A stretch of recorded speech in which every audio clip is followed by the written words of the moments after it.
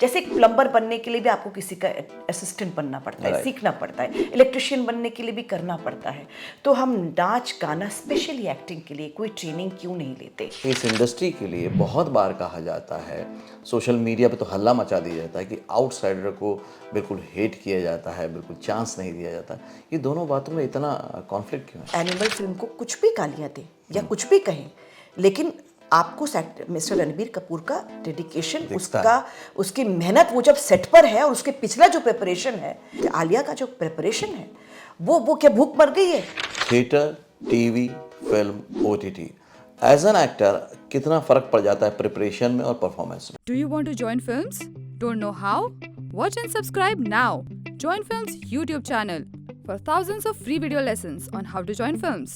Hello friends, welcome to फिल्मी फंडे, joinfilms.com। मैं हूं आपका अपना वीरेंद्र राठौर और आप देख रहे हैं बॉलीवुड का Google, join films YouTube channel. कहते हैं कि पहले जब टैलेंट में आप कुछ देते हैं, इनपुट देते हैं, कुछ ट्रेनिंग देते हैं, कुछ नॉलेज बढ़ाते हैं, उसके बाद जब टैलेंट आपको देना शुरू करता है तो बहुत कुछ देता है और ज़िंदगी बदल कर रख देता है।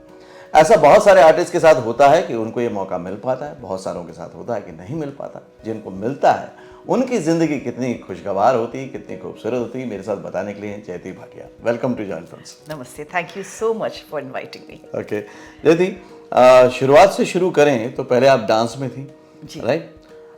डांस में जब होते हैं और वो भी आप क्लासिकल डांस में थे, तो उसमें एक्सप्रेशन बहुत ज़्यादा रहते हैं, एक्सप्रेशन पे ज़्यादा जोर रहता है।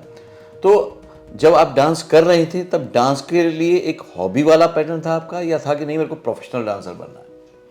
अब आपको एक मज़ेदार बात बताऊं कि मैं जयती चैटर्जी रही हूँ। मेरा मेडन नेम जयती चैटर्जी है और बंगाली परिवार में आपको पता है कि जब तक कोई गाना, नृत्य या फिर कोई पेंटिंग ना सिखा दे तब तक उनको चैन नहीं मिलता। राइट। कुछ ना कुछ सीखना ही पड़ता है, विच इज़ फैबुलस। आज बहुत सारे लोग इस बात को मान रहे हैं कि वो जो 8 साल से 15 साल की उम्र में आप जो कुछ सीख गए वो आपके साथ ताज़िंदगी रह जाती है।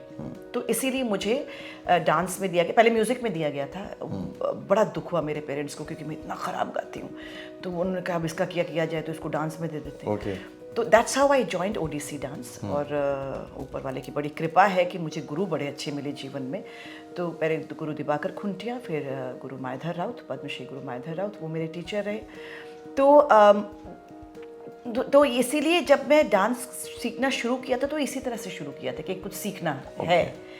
करते करते जब सीरियसनेस बढ़ी, जब 12-13 साल की उम्र हो गई और अच्छा करने लगी,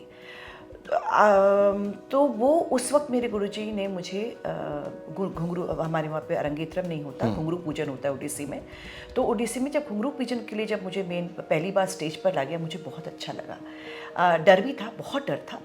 एंड धीरे धीरे गुरुजी ही मुझे समझाने की कोशिश की कि you can make it into a profession. लेकिन बहुत ही कठिन रास्ता है हमारे आर्ट फील्ड में, तो एक बैकअप होना बहुत ज़रूरी था। तो इसीलिए पढ़ाई लिखाई जारी रखी गई। और ये ज़रूर दिमाग में था कि 2 प्रोफेशन तो होंगे ही। एक होगा अपनी आजीविका के लिए और एक होगा अपनी आत्मा के लिए, मन के लिए। तो हाँ, बिल्कुल मन के लिए। तो लेकिन I would continue with dancing till I can, जब तक हाथ पैर जवाब नहीं देते, या ये तब का आइडिया था। तो इसीलिए हाँ, उसको प्रोफेशन बनाना मेरा ध्येय था। ओके। तो अभी आप टीवी सीरियल्स में, फिल्म में, वेब सीरीज में सब में काम कर रहे हैं एज एन आर्टिस्ट। जी। मैं इसकी बीच की कड़ी को इसलिए जोड़ना चाह रहा हूँ कि आप हैं बंगाली लैंग्वेज को बोलते हैं, मदर टंग आपकी। जी। वहाँ से ये आपने बोला जिंदगी में तवज्जो, ये इतनी साफ सुथरी हिंदी कहाँ से ले आए आप? क्योंकि मेरी पैदाइश ज़रूर उड़ीसा की है। मेरे ननिहाल उड़ीसा में है और अम्बोडला नाम की एक जगह, कोरापुट डिस्ट्रिक्ट में। लेकिन I was a month old जब मुझे दिल्ली ले जाया गया। तो मेरी जो परवरिश है वो दिल्ली में हुई। ओके। तो इसीलिए तो जब मैं बंगाली बोलती हूँ तो मैं थोड़ा सा दिल्ली टोन बंगाली बोलती हूँ। वो एकदम पकड़ी जाती हूँ। लेकिन क्योंकि घर में बांग्ला बोलना ज़रूरी था और ऐसा कभी माँ बाप ने नहीं कहा कि नहीं मदर टंग बोलना ज़रूरी है। और हमारे घर में शुकतारा नाम की बच्चों के लिए बड़ों के लिए नोवोकोलोन नाम की किताब आती थी और बच्चों के लिए शुकतारा आती थी। मैंने उसी से ज फ र द क करके बांग्ला पढ़ना भी सीखा और लिखना भी सीखा और बोलना तो घर में जैसे बोलते थे। लेकिन हाँ, ये ज़रूर था क्योंकि इट वॉज आसपास के लोग सभी हिंदी भाषी थे या पंजाबी थे या स्कूल में भी इंग्लिश हिंदी या पंजाबी का ही चलन था। तो थोड़ी सी वो हो गई है, मिक्स हो गया है, लेकिन I can speak Bengali very well. Okay, फिर डांस से एक्टिंग में ट्रांजिशन कैसे हुआ? मुझे ना, मैं ज़िंदगी में एक मन बना लेती हूँ और फिर कि मुझे तो ये करना है और ज़िद्दी नहीं हूँ, लेकिन एक मन बना लेती हूँ कि ये करना है और फिर रास्ते अपने आप बनते चले जाते हैं। एक्टिंग का मैंने कभी नहीं सोचा था और मैं ये भी नहीं कहूँगी कि मैं अपने फ्रेंड के साथ ऑडिशन देने गई थी और मुझे पसंद कर लिया गया और मैं आ गई। नहीं नहीं, बिल्कुल भी ऐसा नहीं था। मुझे इसके लिए बहुत पापड़ बेलने पड़े, मुझे ट्रेनिंग ली मैंने। मुझे ये लगता है कि मैं आपके YouTube के माध्यम से सबको कहना चाहूँगी कि एनीबडी, जैसे एक प्लम्बर बनने के लिए भी आपको किसी का असिस्टेंट बनना पड़ता है, सीखना पड़ता है, इलेक्ट्रिशियन बनने के लिए भी करना पड़ता है। तो हम नाच गाना, स्पेशली एक्टिंग के लिए कोई ट्रेनिंग क्यों नहीं लेते, है ना? तो आपके माध्यम से मैं ये कहना चाहूँगी कि एक ट्रेंड एक्टर 200 से 2 कदम आगे ज़रूर होता है। अनट्रेंड और ट्रेंड में फ़र्क होता है। ठीक है, हाँ, टैलेंट होना चाहिए, इच्छा होनी चाहिए, जुझारू आप होने चाहिए, लेकिन उसको किस दिशा में लेकर जाना है, इसके लिए थोड़ा ट्रेनिंग लेना बहुत ज़रूरी है। तो इसीलिए मैंने रशियन लैंग्वेज ज्वाइन किया क्योंकि वो इजी इसलिए था क्योंकि मेरे डांस क्लास के पास था। लैंग्वेज इजी नहीं था, लेकिन हाँ, वो कन्वीनियंस ऑफ प्लेस था। उसकी जो प्लेसमेंट थी house of Soviet science culture and art, अब रशियन सेंटर है, वहाँ मैंने ज्वाइन किया और पहला सेमेस्टर बहुत अच्छा गया। दूसरे सेमेस्टर से मुझे स्कॉलरशिप भी मिलना शुरू हुआ। हाँ जी, और वहाँ पे एक कैंटीन हुआ करता था जहाँ पे हमें सब्सिडाइज रेट पे नूडल्स और कॉफ़ी मिलते थे और वहाँ पे हमारा नेचुरली क्लास के बाद या क्लास के पहले भी used to sit and wait for the next class to begin और the last class to end. मेरी टीचर ने मुझे एक बार आकर कहा कि एंटन चेखव ड्रामा स्टूडियो के जो डायरेक्टर हैं वो आपसे मिलना चाहते हैं। और मैंने कहा क्यों भाई? तो गई और उन्होंने कहा कि ये पढ़ सकती हो, हिंदी पढ़ सकती हो? तो मैंने बोला जी हाँ पढ़ सकती हूँ। तो उन्होंने मुझे कैरेक्टर पढ़ने के लिए कहा जिसका नाम था ज़किया, प्ले का नाम है क्या ही गुस्ताखी है, डायरेक्टर का नाम है सीताराम जी। तो उन्होंने पढ़ने के लिए कहा, मैंने पढ़ लिया। तो उन्होंने कहा देखो मैंने सही समझा था, तुम बिल्कुल किरदार के हिसाब से हो। मैंने कहा होगा भाई। तो उन्होंने कहा करोगी थिएटर? तो मैंने बोला नहीं सर, मुझे घर पे पूछना पड़ेगा। और ये बात कौन से ईयर की है? This is in 1991। राइट। सो मैं तब, उन्होंने कहा कि आपको पढ़ना पड़ेगा। तो मैं सॉरी करोगी? तो मैंने बोला नहीं, मुझे तो मम्मी से पूछना है, जैसे कि हम लोग हमेशा कहते हैं। तो मम्मी से पूछा, माँ ने कहा कि हाँ करो, ज़रूर करो, लेकिन 9 बजे तक घर आना, भाई दिल्ली में हो, सर्दियों का टाइम हो रहा है, you can not stay outside. 7:30 तक तुम्हारा अलाउंस था, अभी 9 o'clock। तो ये मैंने उनको जाकर सारा बता दिया। तो उन्होंने कहा हाँ ठीक है, हम लोग मैनेज करेंगे। तो वो प्ले उर्दू एकेडमी के लिए था, विच वॉज उर्दू एकेडमी, जो निमी चंद जैन जी जो थिएटर के बहुत बड़े नाम हैं, वो ऑर्गेनाइज करते थे। It was a competitive entry. Okay. तो ऐसे 6 एंट्रीज थी जो स्क्रिप्ट जिनकी पसंद की गई थी। और फिर कुछ नए और कुछ पुराने, लेकिन प्रोडक्शन सारे नए थे। ऊपर वाले की दया समझिए, जो भी कहिए, या मेरी सिंसियरिटी समझिए, मुझे कुछ आइडिया नहीं है, लेकिन बड़े बड़े नाम थे उस कंपटीशन में। 6 प्लेस थे, रंजीत कपूर जी का भी प्ले था और भी बाकी लोगों के प्ले थे। लेकिन कहीं से मुझे बेहतरीन अदाकारा उर्दू एकेडमी का अवार्ड मिला उस किरदार के लिए, which was absolutely out of the blue. मुझे बिल्कुल आइडिया नहीं है वो क्यों मिला, किस लिए मिला, कैसे मिला। तो वो जब मुझे मिला और मुझे 2000 रुपये का इनाम भी मिला और एक ट्रॉफी भी मिली, जो कि मेरे लिए बहुत सुंदर और बहुत खूबसूरत ट्रॉफी थी और उसमें लिखा हुआ था बेहतरीन अदाकार। तो वो तो जो मेरे उसमें सह कलाकार थे मिस्टर किरण भाटिया, वो मुझे पसंद करने लगे थे। मेरे चाचा का रोल प्ले कर रहे थे और उनको मेरे अंदर बहुत ज़्यादा एक अलग तरह का टैलेंट नज़र आया। He showed me the path to pursue acting in theatre. फिर मैंने ऑडिशन दिया, 6000 लोगों में मैं फेल हुई। ओके। लेकिन जोहरा सहगल जी और मनोहर सिंह जी भी हमारे अलकाई साहब के साथ पैनल में बैठे हुए थे एज जजेस। उन्होंने अलकाई साहब से कहा कि जो डेडिकेशन और डिसिप्लिन तुम ढूंढते हो वो इस लड़की में है। ओके, टैलेंट है, भली फेल हुई है इन ऑडिशन। हाँ, मतलब मैं 22 लोगों, वो 22 लोग अपने एक्टर स्टूडेंट लेना चाहते थे और 8 लोग अपने डायरेक्शन स्टूडेंट पे लेना चाहते थे। 30 का ही उनके पास जगह स्लॉट थी। था। जो वो अलकाई साहब, इब्राहिम अलकाजी, इतने बड़े इंसान, तो उन्होंने 9 लोग थे हमारे पैनल में जजेस में, आयल दास साहब भी थे, all this people you know. तो मुझे उन्होंने उन 22 लोगों में नहीं रखा। मुझे नहीं पता मैं किस पायदान पे थी, मुझे नहीं पता। लेकिन जब पहली लिस्ट निकली तो मेरा नाम नहीं था।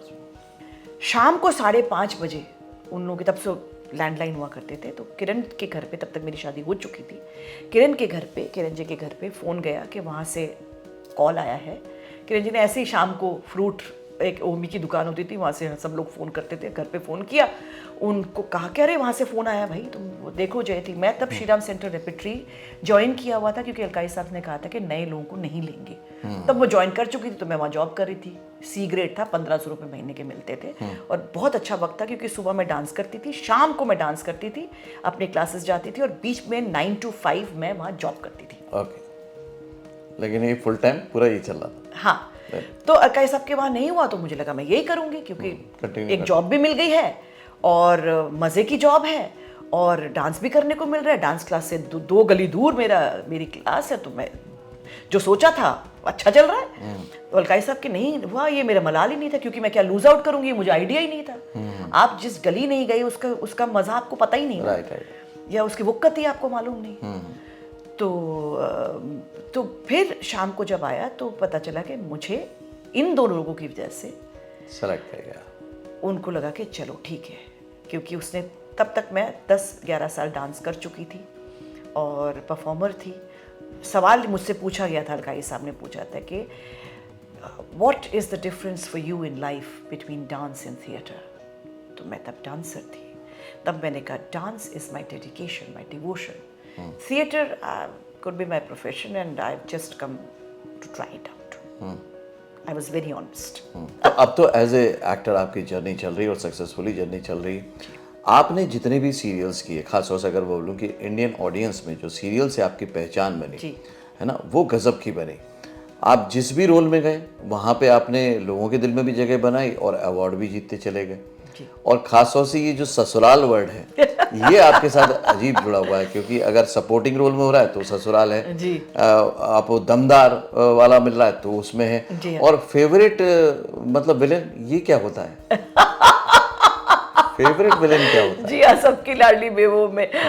और उस साल आपको पता है कि कब मेन विमेन विलेन वैम्स में कोई अलग नहीं रखा गया था। वी वर एटलीस्ट 10 to 12 जितने भी शोज थे उसमें जितने भी मेन विलन थे और विमेन वैम्स थी, फीमेल में नेगेटिव रोल में, वो सब एक साथ क्लब कर दिए गए थे। और मैं तो बड़े आराम से बैठी हुई थी, क्योंकि मुझे बड़े बड़े अच्छे अच्छे एक्टर्स थे। बट जब मेरा नाम लिया गया तो मैं इतनी खोई हुई थी आपस में बात करने में कि मेरा नाम अगर चला भी गया और मुझे बताया क्या क्या है तुम्हारा नाम है, तो मैं जाते जाते स्टेज पर थोड़ा गिर भी गई थी, क्योंकि आई वाज सो लॉस्ट। तो सो आप ये कह सकते हैं कि फेवरेट विलेन वो होता है जो अपनी माँ का, मैं माँ की नज़रों से देखूं कि मैं माँ के पास बैठी होती थी और सबकी लाडली बेबू में मैं कुकू जी को बहुत परेशान कर रही होती थी किरदार में, और वो मुझे ही गालियाँ दे रही होती थी। गुरशील नाम का मेरा किरदार था, उसमें भयंकर मुझे गालियाँ दे रही होती। तो मैं कहती थी मुझे क्यों दे रही हो तुम गाली, मुझे क्यों डांट रही हो, मैं तो तुम्हारे पास ही बैठी हूँ। वो किरदार को कहो तुम, नहीं तुम तो बहुत खराब हो, तुम तो ऐसी हो, तुम ऐसा कैसे कर सकती हो, तुम ये कैसे कर सकती हो। तो मेरे ख्याल से वो फेवरेट विलेन वो होता है जो दिल को भाता भी है और आपको ये भी पता है कि ये करना नहीं क्योंकि ये गलत है। हाँ, मतलब जो सबसे ज्यादा गालियां खाता है वही बाद में ये इनाम पाता है। इनाम पाता है।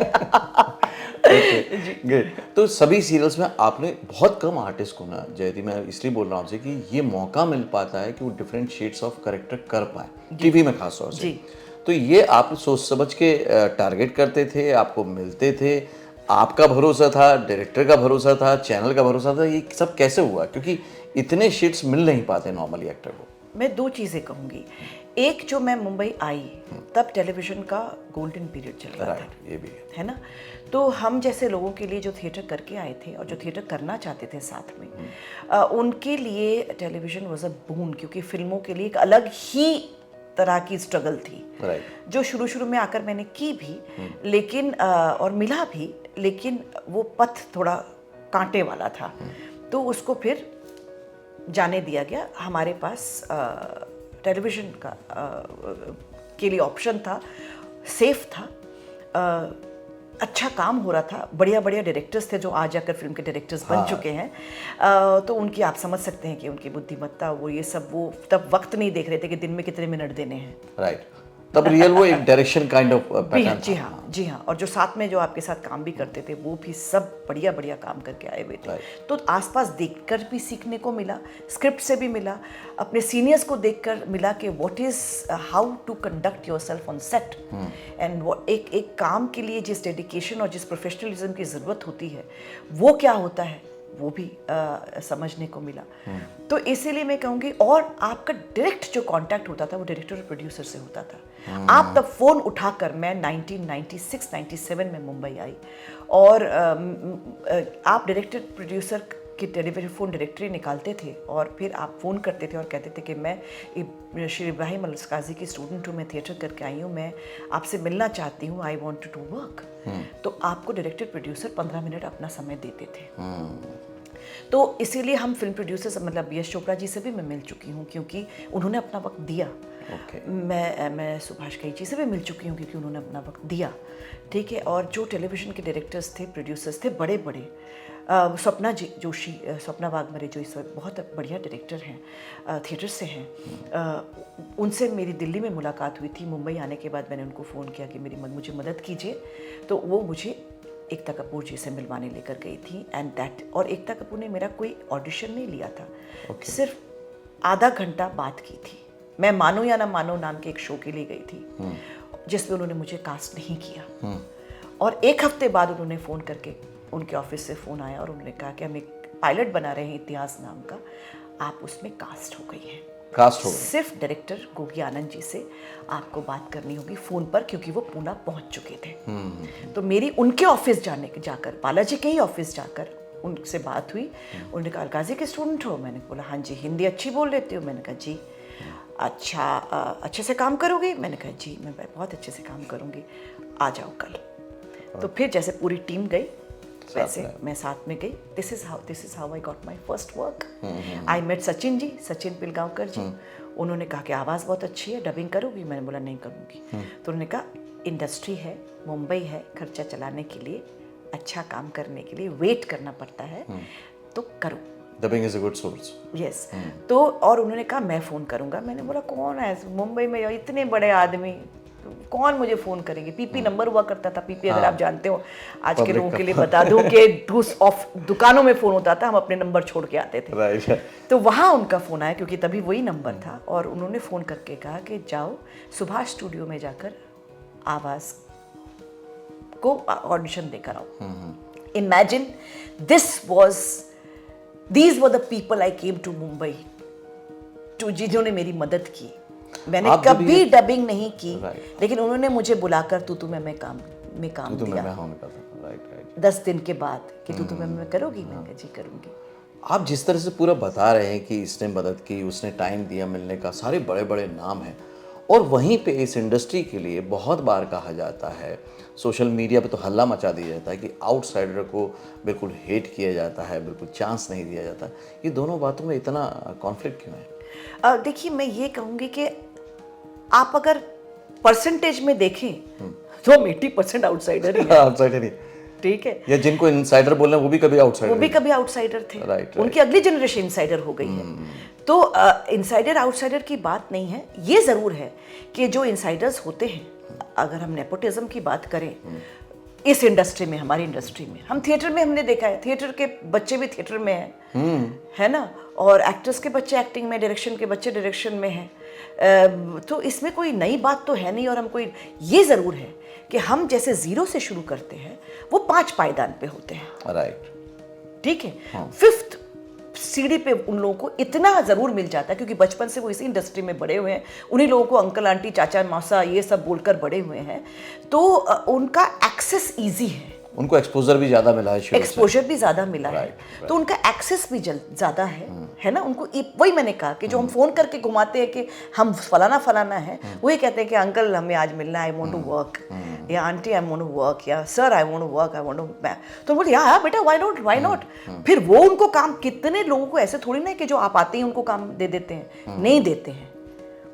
फिर आपको अपना नाम बनाना पड़ता है, आपको किस्मत करनी पड़ती है, और सबसे ऊपर तो भाई ऑडियंस है। अगर ऑडियंस ने आपको एक्सेप्ट किया तो किया, नहीं किया तो 28 फिल्मों के बाद भी 15 साल लग जाते हैं फिर से नाम बनाने में। I will not take the name, but you know who I am talking about. बहुत ज़्यादा। तो अब बात को मैं यहाँ लाना चाहता हूँ कि जब आप फिल्मों में गए, वहाँ पे आपने बहुत चैलेंजिंग रोल्स किए, और जब हम चैलेंजिंग रोल्स की बात करते हैं तो नॉर्मली ये होता है कि जब टीवी करने लगते हैं तो कंफर्टेबल हो जाते हैं आर्टिस्ट, है ना, और एक रिस्की जोन में जाना नहीं चाहते, अनकंफर्टेबल होना नहीं चाहते। तो आपने वो कैसे लिया?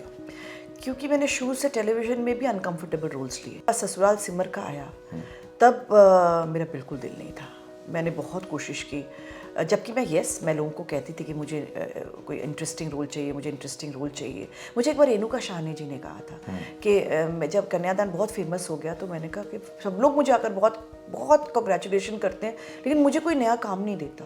तो उन्होंने कहा तुमने उनसे कहा है जो तुम्हें कंग्रेचुलेट करते हैं, आपने कभी कहा चाहती कि I would like to work with you, I sincerely want to work with you. मैंने कहा नहीं, मुझे लगता है अगर उनको मेरा काम मालूम है तो उनको मुझे काम देना चाहिए। तो उन्होंने कहा कि नहीं, अगर कोई आपको अप्रिशिएट करता है तो आपको भी उनको कहना चाहिए कि यस मैं भी आपके साथ काम करना चाहूँगी। ये मैंने उसके बाद से ये अपना दिमाग में रख लिया है कि इट इज। और मुझे एक ने कहा था कि मैंने एक बार कहा था कि मैं आपसे बीच में गैप आ गया था, तो मैंने कहा I have come to ask for you for work.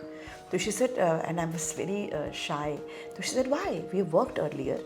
और तब कहते मैं भी जब चैनल्स में जाती हूँ, तब की बात है, अब तो उनको खुदा आकर लोग कहते हैं हमारे चैनल के लिए काम करिए, कि जब मैं जाती हूँ तो मैं कहती हूँ कि this is my project, so you selling yourself as a project. तो इसमें शर्माने वाली क्या बात है? आप काम के एवज में आप अपनी क्या बोलते हैं जीविका मांग रहे हो, आप फ्री में बैठकर तो नहीं मांग रहे ना। राइट, आप काम की बात कर रहे हो। आप काम की बात करो। I am good at my work, I want to work with you, and if there's any character which is befits me, I would love to do that. I have time, I can give my time and talent to you. आप free में तो कराओगे नहीं, उसके लिए let's see, हम बैठते हैं कि what is the remuneration that you can give me. मैं एक्टर हूँ, मैं ये नहीं देखूंगी कि अगर मुझे एप्पल में काम मिलेगा तो ही मैं करूंगी और मुझे किसी और कंपनी में काम मिलेगा तो मैं घर बैठी रहूंगी। नहीं जी, I would rather be an actor हूँ, मेरा सोल, क्योंकि मेरी जो सोल फूड है वो मेरे थिएटर से आती है। तो मैं ये नहीं कहूँगी कि मैं टेलीविजन में काम नहीं करूँ। ऐसे बहुत सारे एक्टर्स हैं, उन्होंने ये कहा है कि हम टेलीविजन में काम नहीं करेंगे क्योंकि हमारी भूख मर जाएगी। किस बात की भूख मर जाएगी? एक्टिंग तो है। जो इंसान गाता है, जो इंसान डांस करता है, जो पेंट करता है, उसकी भूख मर जाती है। MF हुसैन की भूख मर गई थी जब उनके करोड़ों में पेंटिंग्स बिक रही थी, वो फिर भी पेंट कर रहे थे ना, अपने आप को एक्सेल कर रहे थे ना। पिछला जो छोड़ दिया उसके बाद आगे अपने आप को और एक्सप्लोर कर रहे थे, अपने आप को चैलेंज कर रहे थे ना। तो काहे कि किस एक्टर ने, किसने कहा कि एक्टिंग की भूख मर जाएगी? नहीं मरेगी, वो तो बढ़ेगी। आपको वो बढ़ाते रहना पड़ेगा। आप रिलैक्स हो गए तो आप रिलैक्स हो गए, आप रिलैक्स नहीं होना चाहते ना तो आप रिलैक्स नहीं रहोगे। राइट। ये आपको अपने अंदर एक्सप्लोर करना है। आप, मेरे ख्याल से एक्टर ये मानते हैं, जो ये कहते हैं ना कि हमारी भूख मर जाएगी, वो ये कहते हैं क्योंकि घर आ जाएगा, गाड़ी आ जाएगी, जिंदगी में सहूलियत हो जाएगी, वो एक अलग बात है। लेकिन जो एक एक्टर है या जो एक आर्टिस्ट है या फिर जो एक कलाकार है, अगर मैं कहूँ इन गुड वर्ड्स, अगर मैं कहूँ कि जो कलाकार है उसके अंदर की भूख कैसे मर सकती है? राइट। उसकी मटेरियलिस्टिक चीजों से क्या मतलब? उससे कोई लेना देना नहीं है।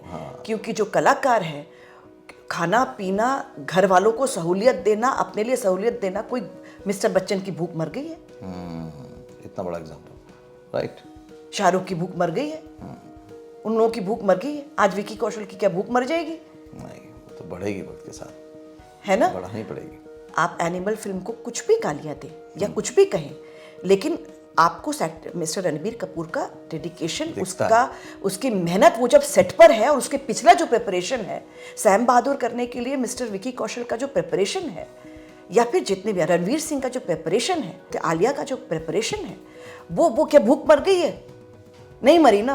एक्टर की कभी भूख, कलाकार की कभी भूख नहीं मर सकती। तो आप टेलीविजन करिए, आप फिल्म करिए, आप अपने और आप मिठाई की दुकान की तरह ये नहीं कर सकते कि 200 रुपये में मैं ये वाला मिठाई दूंगी और 500 रुपये में मैं ये वाली मिठाई दूंगी और 1000 रुपये में मैं ये वाली मिठाई दूंगी। आप अपनी एक तरह की मिठाई लेकर जाते हैं और वो टू गुड होती है, और 100% वो 100% होती है, चाहे वो माध्यम कोई भी हो। इसलिए मैं ये मानने को हरगिज़ तैयार नहीं हूं कि भूख मर जाती है अगर आप टेलीविजन कर लो तो। गजब का स्टेटमेंट है। अब आप आ गए हैं ओटीटी पे भी, और ओटीटी पे भी जब आए हैं तो आपने काफ़ी सारी सीरीज कर ली, खास तौर से अभी जो चल रही दहाड़, उसमें भी आपको लोग बहुत पसंद कर रहे हैं। बहुत खूबसूरत सीरीज जो कि अब मैं कह सकती हूँ, अभी तो सभी बात कर रहे हैं उसके बारे में, हीरा मंडी, मिस्टर संजय लीला बंसाली के साथ। Okay, another milestone covered. तो तीनों मीडियम में अगर हम बात करें, और फोर्थ मीडियम अगर थिएटर भी मिला लें, तो theatre, TV, film, OTT, as an actor कितना फ़र्क पड़ जाता है प्रिपरेशन में और परफॉर्मेंस में? ये काफ़ी बार सवाल मुझसे पूछा जाता है। तो मैं ये कहूँगी कि थिएटर के लिए आपको 1 महीना 2 महीना जितना भी आपका रिहर्सल का टाइम होता है, उस किरदार को तक पहुँचने में, जैसे आप उबाला देते हैं, पानी उबाला देते हैं, आपको 100 डिग्री फ़ारेनहाइट चाहिए उसको लेटेंट हीट तक लाने के लिए, फिर उसमें उबाला, तो वो रिहर्सल करते करते आप वो लेटेंट हीट तक आने तक पहुंच गए होते हैं। फिर प्ले से पहले, थिएटर से पहले आपको अपना प्रिपरेशन मेंटेन के उस पॉइंट तक आप पहुंच जाएंगे जहाँ पे उबाल आएगा। ठीक है, लेकिन रिहर्सल करते करते आपको पता है कि यहाँ तक मैं अपने आप को ला सकती हूँ। ठीक है ना, वो रिहर्सल में आप 1.5-2 महीना में कर लेते हैं। टेलीविजन, जैसे टेलीविजन में आपको एकदम ताज़ा ताज़ा मिलता है। ठीक है, हम फिर भी उन लोगों में से हैं, उन कुछ चुनिंदा एक्टर्स में से जिनको स्क्रीन पे पहले दे दिया जाता है, 1 दिन पहले, 2 दिन पहले फ़ोन पे दे दिया जाता है, या फिर ईमेल में भेज दिया जाता है। तो आप एक ग्राफ पढ़ लेते हैं, तो आप पढ़ लेते हैं कि इस एपिसोड में ये होने वाला है, कुछ डिस्कशन कर लेते हैं। लेकिन बहुत सारे लोगों को नहीं मिलता उसी वक्त ताज़ा ताज़ा। तो आप जो थिएटर में ट्रेनिंग लेकर आए होते हैं, वो यहाँ काम आते हैं, या फिर जो आप इतने सालों से टेलीविजन में भी काम कर चुके हैं, या आप फिल्म्स में काम कर चुके हैं और अब आप टेलीविजन में आए हैं, तो इतने साल की ट्रेनिंग, माइंडसेट आपको यहाँ काम आता है। है ना, कि तुरंत आप एक मूर्ति बना सकते हैं, क्योंकि तैयारी ऐसी, क्योंकि आपके हाथ उतने गढ़ चुके हैं, इमेजिनेशन उतनी हो चुकी है। थोड़ा बाकी जगहों से भी मदद मिलती है, आपके को एक्टर से, डायरेक्टर से मिलती है, और नहीं भी मिलती हो तो भी आप अपना एक तो कर ही लेते हैं। ठीक है, ओटीटी और फिल्म आपको पता है कि उसके पहले आजकल वर्कशॉप्स होते हैं, which is as good as a training. ठीक है, या फिर ओटीटी या फिर फिल्म्स में आप ऐसे बढ़िया, रीमा काकती जी के साथ आप काम करते हैं। ठीक है, आप मिस्टर संजय लीला बंसाली के साथ काम करते हैं, आप TVF जैसी कंपनी के लिए, जिनके साथ मैंने गर्ल्स हॉस्टल किया, उन लोगों के साथ आप काम करते हैं। तो टीम ही ऐसी होती है, डायरेक्टर ही ऐसे होते हैं जो अपने आप में इतने A+, इतने कमाल के होते हैं, उनकी ज़िंदगी की परख, understanding, technique of the screen, and everything is so far better than you that you're just observing and learning. आपने गर्ल्स हॉस्टल का जिक्र किया, वो भी बड़ा पॉपुलर हुआ था, और उसका जो थीम था, कॉन्सेप्ट था, बहुत यंग क्राउड को रखा गया था, और TVF की टीम भी वो है जिसने एक पूरी तरह से ट्रांसफॉर्म किया कंटेंट को। तो ऐसे में जब आप नए लोगों के साथ काम करते हैं, तो पुराना एक्सपीरियंस और पुराना रुतबा बाहर आता है, या उनसे कुछ सीखने को मिलता है? मैं ना बहुत अपनी नाक ऊंची करके जाया करती थी, आपको बता दूं। तो मैं कहती, हाँ ये कौन है, मैं तो इन लोगों को जानती भी नहीं हूँ, पता नहीं, तो आज के नए नवेले टाइप के लोग हैं, है ना, मैं अपना काम करूँगी, एंड इट्स ओके।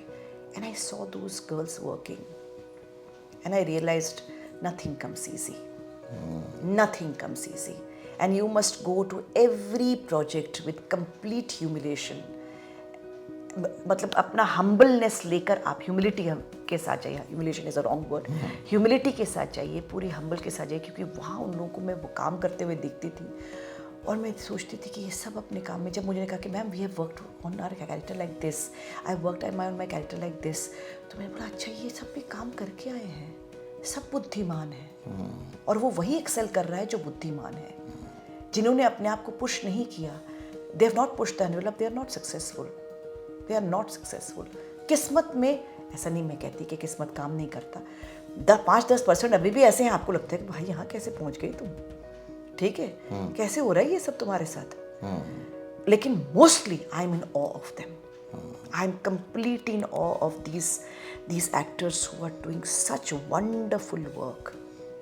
ओके, तो अब आप सोशल नेटवर्क पे भी अवेलेबल हैं, है ना? हाँ जी, और इंस्टाग्राम पे भी अवेलेबल हैं, तो अगर आपके फ़ैन आपसे डायरेक्ट जुड़ना चाहें तो किस हैंडल पे जुड़ सकते हैं? इंस्टाग्राम पे अगर आप मेरे साथ जुड़ना चाहते हैं तो जयती भाटिया ही है उसमें मेरा नाम, और फेसबुक पे मैं बहुत ज़्यादा एक्टिव नहीं हूँ, लेकिन फिर भी जो, क्योंकि आजकल वो इंस्टाग्राम और फेसबुक ना उसी में सब चला जाता है, तो इसलिए मुझे समझ में नहीं आता कि और अलग से उसमें क्या लिखूँ। तो मैं लिंक जो है डिस्क्रिप्शन बॉक्स में दे दूंगा, आप डायरेक्ट ज़रूर कनेक्ट कीजिए ताकि आप इतनी अच्छी अच्छी बातें जान सकें। मैं ट्विटर पर भी हूँ, जयती भाटिया 7 है उसका नाम, तो न्यूमेरिकल 7, तो उसमें आप प्लीज़ मुझसे जुड़िए। आप कोई सवाल जवाब करना चाहते हैं तो आप वीरेंद्र जी से भी पूछ सकते हैं, जो मुझ तक आपके सवाल पहुंचा देंगे, या फिर आप मुझसे डायरेक्ट भी पूछ सकते हैं।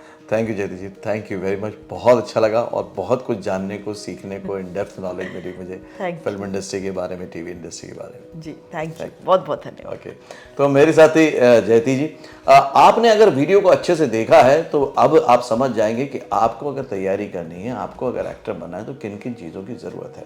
हमेशा की तरह वीडियो को कंक्लूड कर देता हूँ ताकि आपकी हेल्प हो सके। बात यह है कि अगर आप एक्टिंग फील्ड में आना चाहते हैं तो एक ट्रेंड एक्टर में, एक अनट्रेंड एक्टर में फ़र्क होता है और वो दिखता है। नेपोटिज्म जैसा कुछ नहीं है। हाँ, ये हो सकता है कि स्टेप 5 पे वो मिले, लेकिन स्टेप 5 के बाद दोनों को सफ़र एक जैसा ही तय करना होता है, दोनों को सफलता अपनी ही बनानी होती है, अपनी ही पानी होती है। दोनों की तैयारी उसमें महत्वपूर्ण भूमिका अदा करती है। आपको बेस्ट एक्ट्रेस का अवार्ड मिलता है, लेकिन उसके बाद भी फेल्यूअर कहीं ना कहीं मिल सकता है, उसके लिए भी तैयार होना पड़ता है साइकोलॉजिकली, जैसे कि उनको मिला, लेकिन डेडिकेशन और डिसिप्लिन की वजह से फिर से एंट्री मिल जाती है। तो इसका मतलब साफ है कि टैलेंट होना भी ज़रूरी है, लेकिन उसके साथ साथ डेडिकेशन, डिसिप्लिन उस पर हावी है, क्योंकि डिसिप्लिन रहेंगे तो टैलेंट बरकरार रहेगा, नहीं तो टैलेंट भी बरकरार नहीं रह पाएगा। जो भी करें मन से करें, दिल से करें, तो आप चाहे नेगेटिव रोल करें, पॉजिटिव रोल करें, आप अपनी छाप छोड़ ही देते हैं और उसके साथ साथ अवार्ड रिवॉर्ड तो मिल ही जाते हैं। काम मांगना पड़ता है, लोगों से बोलना पड़ता है, उसमें शर्म नहीं करनी चाहिए, क्योंकि जब तक आप अपने आप को बेस्ट में प्रेजेंट नहीं करेंगे तब तक लोग आपको कैसे जानेंगे, कैसे पहचानेंगे।